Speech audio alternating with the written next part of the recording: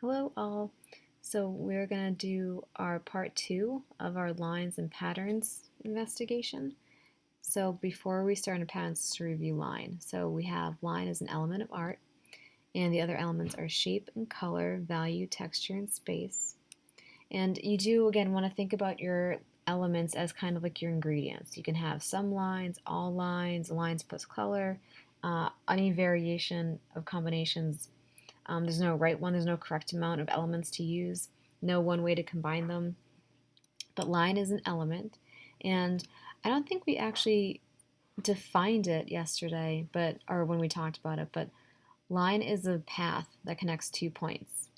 And what we did talk about was the fact that line has only 4 direction possibilities. You can really only go horizontal, vertical, diagonal, or curved. And then it does have many characteristics. So it has its length, its width or thickness, its darkness, its focus, its the edges. So for instance, a crayon will look different than a Sharpie. Those kind of lines would look different.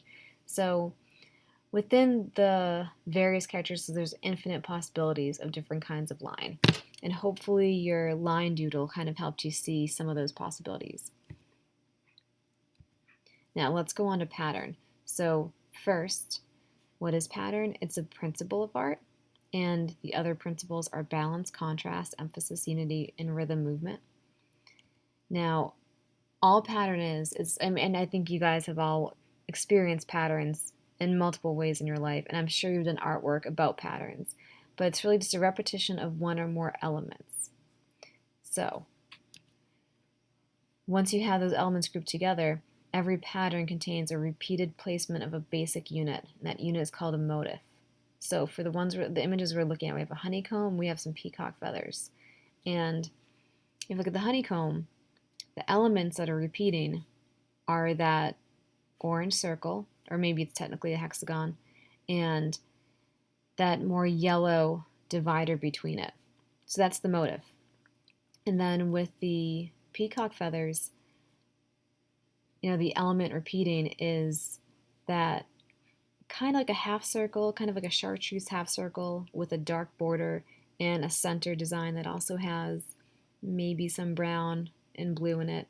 So these two little guys that just appeared on the screen, those are the motifs that are repeating for each of those patterns. And it's good to be able to identify the motif, because if you can identify the motif, then it helps you identify what kind of pattern you're looking at.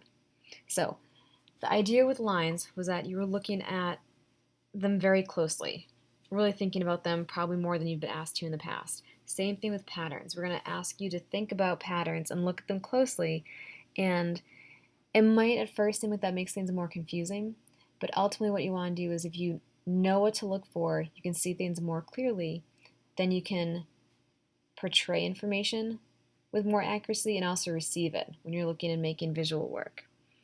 So with your patterns, there's really only 2 different kinds. 2 categories. You have planned, you have random. Planned are precise, regular repetition of motifs, and they can be natural or man-made. Then random, they're just created by chance. So they can also be natural or man-made, but there's no organization to them. So let's just talk about the planned patterns first, since they have a little more logic to them.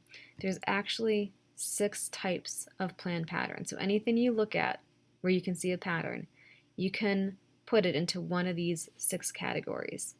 You have rows, grids, you have alternating, you have half drop, radial, and borders bands. So, a couple quick little visuals. Rows, I imagine you're all familiar with those. It's when everything moves in a linear order. And then we have rows up here. Where's my little mouse? Up here in the top right.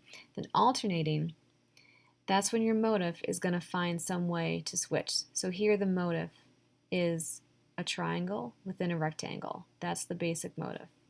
And it's alternating because the triangle goes from purple to yellow. So that's how that motif is changing throughout this pattern. And then grid is when you have rows, and then you introduce columns. So whenever you have a row and column intersection and everything is perfectly intersected, that would be a grid.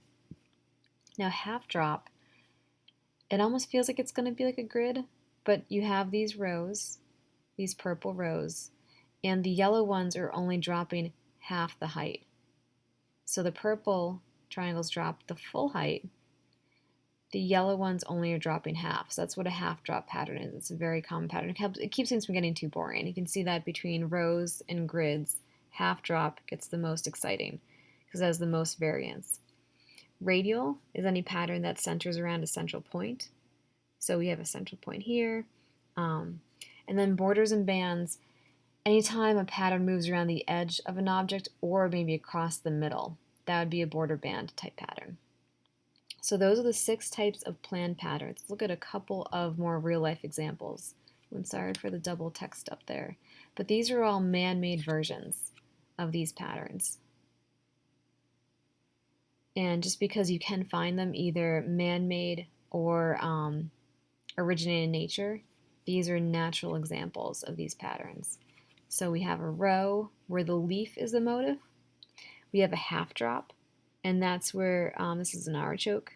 So see how this would be a row if it's this little leaf and that little leaf, but the middle one is breaking that up. It's only dropped half a size.